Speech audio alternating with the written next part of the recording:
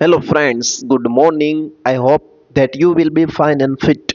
સરસ મજાનું ઉનાળાનું વેકેશન ચાલી રહ્યું છે, પરંતુ આ વૃક્ષો માટે કદાચ સરસ મજાનું ઉનાળુ વેકેશન નથી, કારણ કે ધોમધખતા તાપથી આ વૃક્ષો મુરઝાઈ ગયા છે. ઉનાળાના સખત તાપ અને ગરમીને લીધે દર વર્ષે શાળાના બોરમાં પાણી ખૂબ ઓછું થઈ જાય છે. 7-8 દિવસ પછી માત્ર કલાક બોરની મોટર ચાલી શકે છે. તો ચોમાસા સુધી આ વૃક્ષોને થોડું થોડું પાણી મળી રહે એવા અમે પ્રયત્નો કરીએ છીએ. તો આજે અમે શિક્ષક મિત્રો આ વૃક્ષોને પાણી પાવા માટે આવ્યા છીએ. અમારા વિપુલભાઈ અને દીપકભાઈ અમારા માટે થોડી નાસ્તાની વ્યવસ્થા કરી લાવ્યા હતા, તો અમે થોડો નાસ્તો કરી લીધો. સરસ મજાના ગાંઠિયા છે, જલેબી છે, ચા છે, સરસ મજાની ચટણી છે, કઢી છે. થોડી પેટ પૂજા કરી લીધા બાદ અમારા દીપકભાઈએ પક્ષીઓ માટેના કુંડા છે ને વ્યવસ્થિત સાફ કરી લીધા છે, અને કુંડાને ફરી પાછા અમે ટપક લાઈનની પાસે મૂકી દીધા છે, જેથી કરી આ કુંડા ફરી પાછા ભરાઈ જાય.